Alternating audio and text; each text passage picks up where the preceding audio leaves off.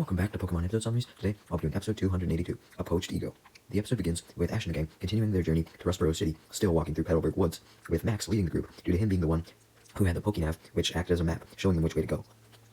Well, for the most part, it at least showed them where their destination was and how close they were to it.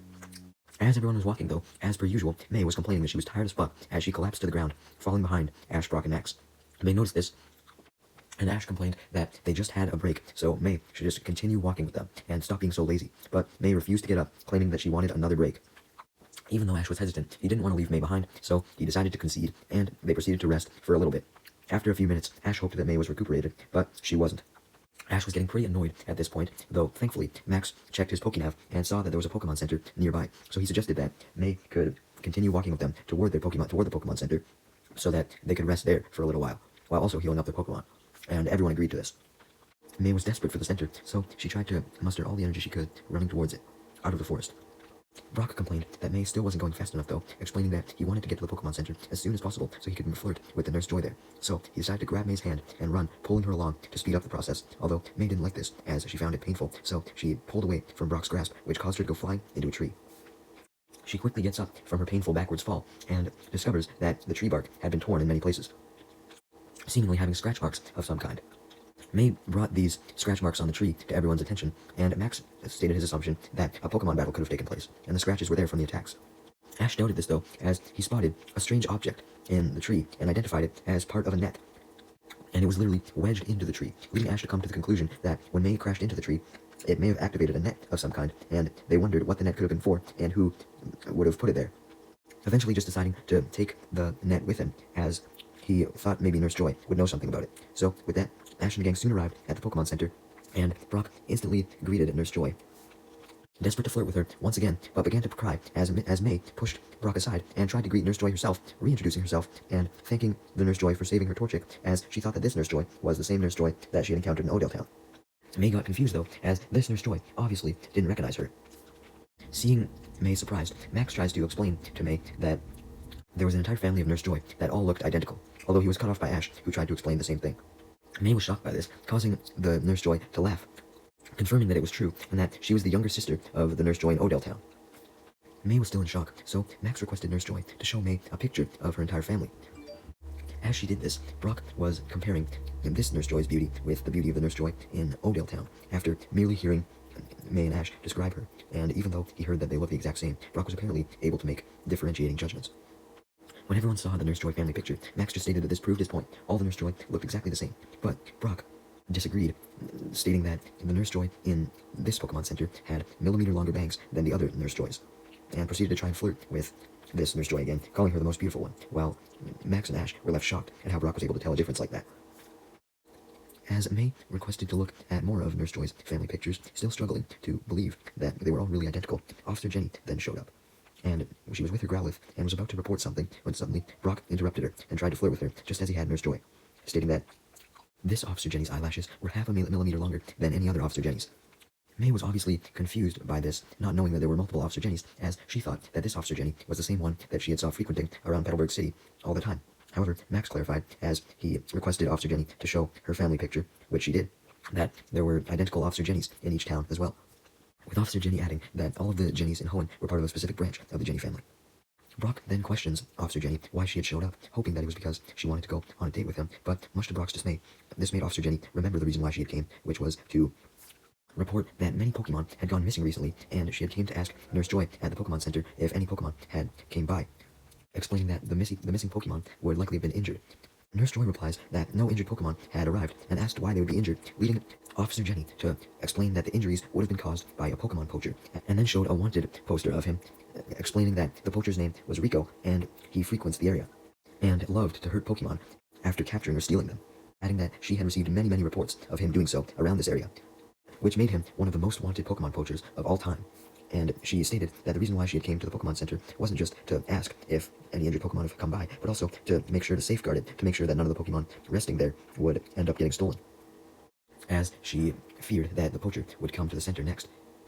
Knowing that poachers often use nets to capture or steal Pokemon, Ash realized that the piece of net that he found earlier could have been related to the poacher, so he gave it to Officer Jenny, making Officer Jenny very happy as she declared that they now had a lead on Rico, and asked Ash to show her where he had got it from, confirming that the net definitely belonged to Rico. So with that, Ash and the gang led Officer Jenny back into Petalburg Woods so that they could show where they got it from. Meanwhile, as for Team Rocket, they were using binoculars to spy on the nearby Pokemon Center from atop a hill in Petalburg Woods, knowing that Ash and the gang had went inside, as they had seen them do so. They were planning to dig 2 holes, one for Ash and the gang when they came out of the Pokemon Center, so that they would fall in and they could capture Ash's Pikachu as well as all their other Pokemon, and they planned to dig another hole on the other side of the Pokemon Center, hoping that Nurse Joy would eventually come out so that she would fall in the hole, meaning that Team Rocket could then go into the Pokemon Center and steal all the Pokemon in there as well. Jesse and James were the ones to come up with the pitfall trap hole plan, although Meowth was against it, as he stated that they should now resort to a different plan, something more creative, so that they could explain that to Giovanni when they brought him their captures, and hopefully Giovanni would give them a promotion for coming up with a super creative plan. So Team Rocket began to think of a new plan, with Meowth thinking as hard as he could, bragging how he would be able to come up with a plan first, but as he got so preoccupied thinking, pacing around to help him think, that when he managed to think of a new plan, being a bomb that would detonate after a set amount of time to blow open the doors to the Pokemon Center, he got so overexcited at thinking of a new plan that since he wasn't watching where he was going while he was pacing, he slipped off the hill. When he landed at the bottom of the hill, he tried to scratch off his injuries as he got back up and soon spotted a tent in the distance, and he then heard a Pokemon cry for help, and he heard many more cries for help, so he became interested by the tent and went towards it to see what was going on, and he then reached the tent and pulled the tent off, revealing that the tent was hiding a cage of trapped Ekans underneath it. He sees that the Ekans looked injured, so he uses his ability to talk with Pokemon to see what had happened to them, and the Ekans all explain that they were captured and abused by a Pokemon poacher, likely Rico, and they asked Meowth to help them out of the cage. Although Meowth was hesitant, fearing that the poacher may be nearby, he decided to help out the Ekans as he crept up to the cage as slowly as possible as to not alert the poacher if he was nearby, and went to open it, but as soon as he touched it, he got electrocuted, yelling out, complaining about how the cage had an electric trap on it and was electrified. After hearing Meowth yell, Team Rocket knew that he was likely not going to be able to climb up back the hill on his own, so they sent out their Arbok and Weezing and rode down the hill on them to go meet up with Meowth and see what was wrong. Of course, the first thing that Team Rocket see is the captured Ekans, and comment on how it was foolish of whoever captured the Ekans to just leave them out in the open, in the middle of nowhere, wounded. Team Rocket didn't see this as an opportunity to capture the Ekans, though, as since they had experience with Ekans, because, Arbok used to be an Ekans, Team Rocket decided to do everything they could to free the Ekans. Although they realized that they could both free the Ekans and take them for themselves, making them join Team Rocket. Arbok also desperately wanted the Ekans free due to Ekans being its pre-evolution, and began crying at the fact they were captured. So, Jesse and James officially promised Arbok that they would help out the Ekans, and even though they would capture them and make them join Team Rocket, they wouldn't abuse them or anything like that. So, with that, Jesse instructed Arbok to help free the Ekans, which Arbok happily obliged to, as Arbok used acid. However, before Arbok could use acid, it realized it couldn't, as it was too preoccupied with its crying. Jesse questioned why Arbok was crying so much, when they could simply just free the Ekans right now, and tried to entice Arbok by reminding it that they could have an Ekans army join Team Rocket if they freed them. Meowth then translated, though, that even though Arbok did want to free the Ekans, he didn't want to risk hurting them with its acid attack, and also doubted that Team Rocket wouldn't try and harm the Ekans in some way, as they always seem to harm Pokemon whenever they caught them. Jesse comforted Arbok by assuring it that because she loved Arbok so much, she would ensure not to harm the Ekans, and she would also make sure to precisely order Arbok to use acid, like with very, very, very precise instructions, so that the Ekans wouldn't be harmed. Arbok now believed Jesse, and began to smile, as it knew that there was a way to free the Ekans with acid without harming them. Right before Arbok could use acid, though, Meowth then stopped Jesse from ordering it, explaining that he now realized that if they had all the Ekans join Team Rocket, then they wouldn't have enough food to feed everyone, with James reminding Jesse that they were very bad at finding more food, so it would be almost impossible. However, Jesse simply ignored this, and stated that Meowth and James could just cut back on their meals and not eat anything, stating that she had already thought of that ahead of time, much to Meowth and James' horror at the fact that they may have to continue being Team Rocket members without any goddamn food. Jesse simply ignored their complaints, as well as Wobbuffet's when it forcibly popped out of its Pokeball to remind Jesse that it wouldn't have any food either, as she commanded Arbok to use acid. However, the acid did no damage to the cage whatsoever. This led James to command his Weezing to use Sludge on the cage instead, but before Weezing could do this, a Fearow then showed up and knocked both Weezing and Arbok down, due to swooping down on them with a tackle attack. Jesse and James questioned where the Fearow came from, as a Jeep then showed up and stopped right in front of the cage, as a man stepped out of this Jeep and revealed the Fearow as his, introducing himself as Rico, a poacher, and he claimed that the Ekans were his as well, and asked Team Rocket who the fuck they were and what they thought they were doing with his capture, leading Team Rocket to introduce themselves by doing their motto and stating their plan to steal the Ekans from him so that they could have them join them and create a whole army of Ekans. Just then, Weezing spots a cage in the back of Rico's Jeep that contained a whole bunch of captured and injured Coughing. leading Rico to explain that he was employed by a client to capture specifically poison-type Pokemon. So he would not give Team Rocket the Ekans, or the Coughing for that matter. Team Rocket, and especially Weezing, were furious at Rico for capturing the Coughing as well, though, and demanded that Rico give them both the Ekans and Coughing, even though he didn't want to. Of course, Rico refused, though, also explaining that his client had agreed to give him a bonus for every evolved poison Pokemon he could get. So, although he wanted to stop Team Rocket so that they couldn't try to take the Coughing and Ekans from him, he instead offered them a deal, stating that he would let them live and not harm them whatsoever if they gave their Arbok and Weezing to him, because, he wanted them because they were evolved poison types. Team Rocket obviously refused this offer in a heartbeat, though, stating that Arbok and Weezing had been with them since they fucking joined Team Rocket, and even shortly before then. So, yeah, they've been through way too much with Arbok and Weezing, and they weren't going to give them up, and they simply demanded that Rico give up his Ekans and Coughing, truly feeling bad for them in their current predicament. This just led Rico to confidently state that he would just have his Fearow attack Arbok and Weezing and take them once they were knocked out. So, Arbok and Weezing got ready to defend themselves as Fearow charged at them, as it used agility to speed towards Arbok and Weezing. Although Arbok and Weezing were ready, as they used a Poison Sting and Sludge, respectively. Although, since Fearow was so fast with its agility, it was able to dodge those attacks and then attack Arbok and Weezing with a Fury attack. With Arbok and Weezing severely injured by this attack, Fearow tried to finish the two of them off with a Drill Peck, although Arbok was able to stop the Drill Peck in its tracks by using Wrap on Fearow's beak to wrap its tail around it. Seeing how Fearow had failed, Rico angrily called Fearow back and sent out a different Pokemon, Pupitar this time, and had it use Sandstorm. And the Sandstorm was so strong that it was able to send Arbok, Weezing, Jessie James, and Meowth and Wobbuffet all blasting off. Rico was somewhat disappointed by this, as that meant that he wasn't able to capture Arbok and Weezing, but he soon comforted himself by stating that if Arbok and Weezing were able to be blasted off that easily, then they were too weak for him anyways, and his client probably wouldn't like them. So he simply just started to think of a new strategy to capture even more poison Pokemon, as he drove off in his Jeep, leaving the Ekans and Coughing, who were in the back of his Jeep now, in their cages, crying, worried for the other poison-type Pokemon around the area. Meanwhile, back with Ash and the gang, they had led Officer Jenny to the spot where they found the net in Petalburg Woods, and Max then spotted some tire tracks, leading Brock to surmise that the poacher, Rico, must have just been in the area again and couldn't have gotten far. So they decide to go looking for him, with Ash sending out his Tailo to help look with an aerial search. As Ash and the gang followed it, with even May not lagging behind, as she was desperate to catch this poacher. Meanwhile, back with Team Rocket, Meowth was tending to the injuries he had sustained from falling down the hill, as well as being blasted off, as Team Rocket angrily shoved some leaves off of them that they had got on them after they'd been blasted off, and ranted about how fucking terrible Rico was, and vowed that they would do everything they could to free the Ekans, with James stating to Weezing that he would especially work to free the Coughing as well, no matter how much food they would have to buy. And Jessie said the same thing about the Ekans. Damn, I guess Team Rocket maybe wasn't so selfish after all. Just then, as Team Rocket were trying to plan a way to get the Ekans and Coughing from Rico, they were immediately startled as they spotted a pack of Beedrill and Kakuna as they all surrounded Team Rocket. So, this led Team Rocket to run the fuck away in complete fear, hoping to find a place to hide, as the Kakuna and Beedrill were chasing after them, wanting to attack, as they were seemingly angry at Team Rocket having landed in their territory. As Team Rocket were running, they came across a Pokemon that was standing by some bushes by the path, and it immediately popped out of the bushes and tried to warn Team Rocket that they should hide in those said bushes away from the Beedrill and Kakuna, but Team Rocket were too occupied with running that they didn't see him. So the Pokemon instead took action as it attacked the Beedrill with Pin Missile, causing them to all disperse and run away in fear. That was ironic. It was now the Beedrill cowering away. With Team Rocket finally being able to stop running, they spotted the Pokemon and thanked them, as Meowth identified the Pokemon as a Cacnea. Jessie and James quickly divert their attention away from the Cacnea, though, as they focus once again on Rico, with James sadly remarking that they couldn't come up with a way to find him, as he was long fucking gone since they had been blasted away.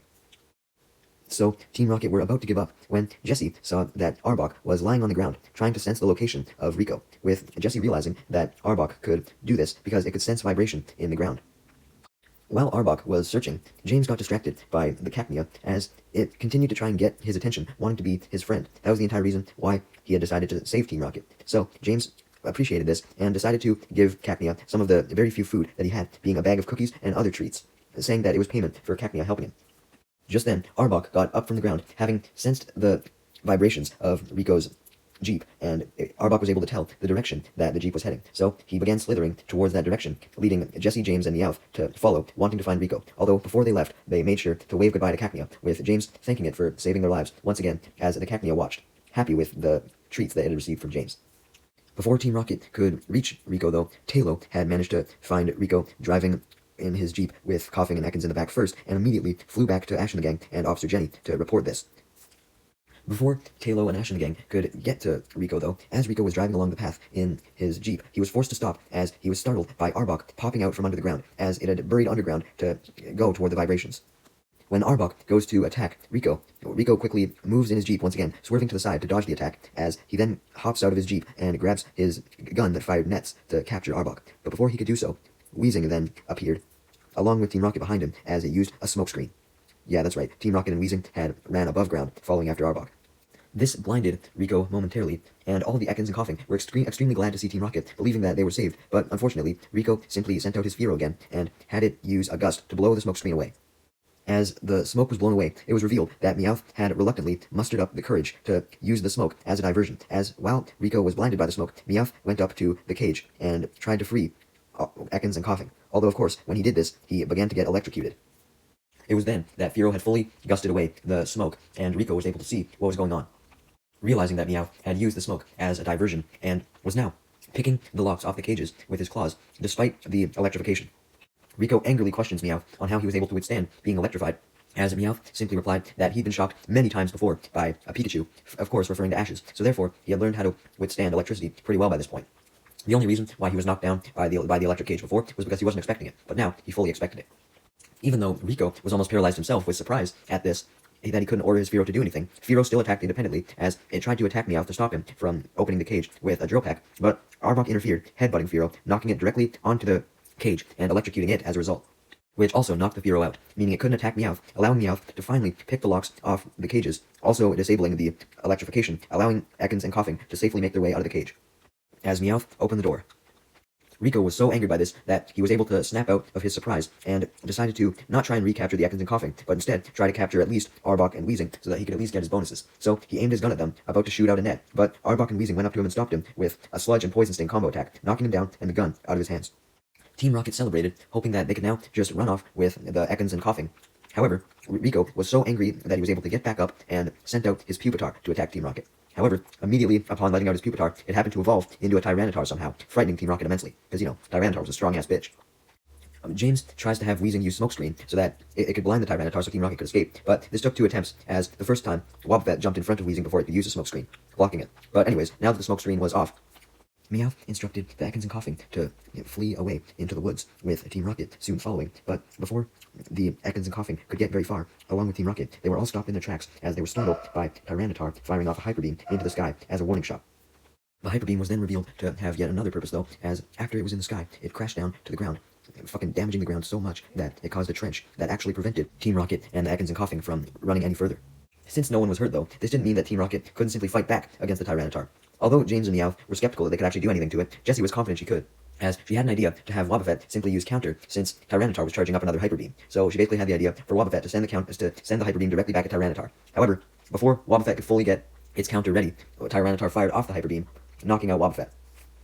forcing Team Rocket to freak out in terror as Jessie recalled her Wobbuffet, and the Tyranitar continued to shoot an uncontrollable amount of Hyper Beams, with Rico declaring that he would absolutely murder Team Rocket as well as Arbok, Weezing, and all the Ekans and Coughing just because they had made him so angry. Yeah, great idea, dude, then you won't get any money. But anyways, because of all these Hyper Beams that were being fired off, they were so loud that Ash and the gang and Officer Jenny were able to hear them, and they ran off in the direction of the sound. And knew they were on the right track, even though they were pretty far away, as they saw a whole bunch of destroyed trees and bushes that had been hit by the faraway Hyper Beams. Anyways, back with Team Rocket, after knocking out Wobbuffet and hearing Team Rocket panic, Rico was still just bragging about the fact that he was going to absolutely murder Team Rocket and the Coughing and Ekans. However, the Hyper Beam had actually managed to clear a bit of a path away from the trench, so they got the idea to continue distracting Rico and ordered the Coughing and Ekans to escape while they still could. However, Team Rocket realized that the Ekans and Coughing were so injured that even if they did manage to escape, they probably wouldn't survive very well on their own, and came to the conclusion that they would probably need some guardians to watch over them to make sure that they would be okay, and they decided that those guardians should be none other than their Arbok and Weezing, as they instructed them to lead the Ekans and Coughing to safety and stay with them to make sure that they would do good. Arbok and Weezing obviously refused this, as they didn't want to leave Jessie and James. They had been together since way before episode 1, and they began to cry, pleading Jessie and James to not make them leave. Team Rocket obviously didn't want to part with their closest friends either, but they urged Weezing and Arbok to leave anyways, reminding them that due to them being the evolved forms of Coughing and Ekans, they could do an awesome job protecting them, and that was what was really important. Arbok and Weezing still refuse, but Jessie and James simply rebuttal that it was probably better for Arbok and Weezing to be in the wild with their kind anyways, as it was more natural.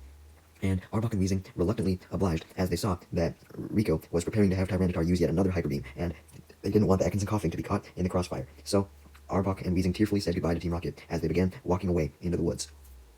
leading the Ekans and Coughing with them. However, Rico spotted Arbok and Weezing escaping with the Coughing and Ekans, so he managed to have Tyranitar stop charging its Hyper Beam faster than usual, as he had it fire one off to stop Arbok, Weezing, Ekans, and Coughing in their tracks. But before the Hyper Beam could make contact, Meowth jumped in the way and destroyed the Hyper Beam with his Fury Swipes, and prevents Tyranitar from shooting another Hyper Beam by scratching it straight in the face. Tyranitar quickly recovered from this though, and went to go fire another Hyper Beam. Although this Hyper Beam was able to damage a few trees, before it got to Arbok, Weezing, Ekans, and Coughing, Team Rocket themselves jumped in the way and proceeded to scratch the Tyranitar in the face as well. As Arbok and Weezing turned around as they were leaving with the Ekans and Coughing and watched in horror as Team Rocket proceeded to get beat up by some of Tyranitar's Hyper Beams, and begin crying, seeing that their former trainers were now getting beaten up and were about to die. However, they knew that Jesse and James wanted them to lead the Ekans and Coughing to safety, so they decided to respect Jesse and James' wishes, and although they didn't want to leave Team Rocket while they were being attacked, they did, as they led Ekans and Coughing into the woods while Team Rocket was getting absolutely fucking murdered. Rico spotted Arbok, Weezing, Ekans, and Coughing leaving once again though, so he quickly had his Tyranitar finish Team Rocket off with one more Hyper Beam, knocking them down to the ground, almost passed out, as he then recalled his Tyranitar and brought out his poaching gun once again, and ran off into the woods to go capture Arbok, Weezing, the Ekans, and Coughing, deciding to capture them after all. Before he goes though, he taunts Team Rocket that they were somewhat troublesome, although they weren't strong enough to beat him, commending them on at least making it so that he would have to go looking for the Arbok, Weezing, Ekans, and Coughing instead of just having them handed to him. However, Team Rocket get angry at this and refuse to let Rico go after the Pokemon as they try to stop him from moving by grabbing his legs, and claim that they weren't done yet and were going to do everything in their power to stop Rico. But Rico simply laughed as he just ignored them and shook their hands off of his legs, dragging them down to his boots, but he shook them off his boots as well and walked off. Team Rocket tried to get up and go after Rico, but unfortunately they couldn't as they were too exhausted, so they simply lied there on the ground, worried for Arbok, Weezing, Ekans, and Coughing. Fortunately though, as Rico was walking through the woods looking for Arbok, Weezing, Ekans, and Coughing, he instead found Ash and the gang and Officer Jenny, who had almost arrived. Ash and the gang and Jenny instantly recognize Rico, and Officer Jenny informs Rico that he was under arrest for his crimes and goes to arrest him. But before Officer Jenny could reach Rico, Rico refused arrest by sending out his Fearow and told it to attack Ash and the gang and Officer Jenny. But before Fearow could do any attacks, Ash had Pikachu use Thunderbolt to knock Fearow out. Rico still refuses arrest though, as he goes to send out his Tyranitar to attack. But before he could do so, Officer Jenny ordered her Growlithe to go after Rico, as her Growlithe grabbed Tyranitar's Pokeball before Rico could throw it, and Growlithe also grabbed Rico's poaching gun, tackling Rico to the ground in the process, allowing Officer Jenny to arrest him in handcuffs and ask him to release all of the poached Pokemon that he caught. However, Rico informs Officer Jenny that he didn't have any of his captured poached Pokemon with him anymore, as all the poached Pokemon had escaped thanks to 3 people that he called a bunch of fools. Upon hearing this, Ash was glad at how, with bad guys like Team Rocket around, that there were some good people in trios that decided to help Pokemon escape instead of capturing them. Unaware, of course, that Team Rocket were the ones who had helped the poached Pokemon escape, as Ash then thanked Jenny for dealing with the poacher, as Jenny thanked him as well, and began to drag Rico away to the nearby police station back in Petalburg City. Yeah, that was going to be a pretty long drag, wouldn't it be? She should have brought her bike with her. Meanwhile, as for Team Rocket, later that evening, they were really worrying about Arbok and Weezing and the Ekans and Coughing, and stressing about the fact that Rico could have found them and captured them. Although Meowth reassured them that they should just be grateful that they were able to get up after being attacked by Rico, and also reassured Team Rocket that Arbok and Weezing would have likely been totally fine even if Rico did find them, since Arbok and Weezing had been able to survive fucking infinite Thunderbolts from Pikachu, so he was sure they could survive a net from Rico, or a Hyper Beam from his Tyranitar. Despite this though, Team Rocket still couldn't entirely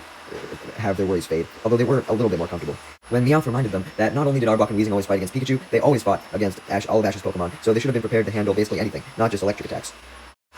They then continued walking, missing Arbok and Weezing already, because, obviously they didn't want to part with them, when suddenly they ran into the Cacnea from earlier, who was still carrying the bag of cookies and treats that James had gave it,